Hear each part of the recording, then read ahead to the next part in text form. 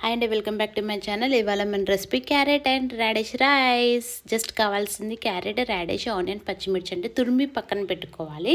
ఇప్పుడు ఒక బౌల్ తీసుకొని అందులో పోపు దినుసులు, ఆయిల్, జీలకర్ర, పచ్చిమిర్చి, ఆనియన్స్ వేసుకొని ఫ్రై చేయాలండి. అవి కొంచెం ఆగాక మనం తురిమి పెట్టుకున్న క్యారెట్, రాడిష్ కూడా వేసేసుకొని కలుపుకోవాలండి.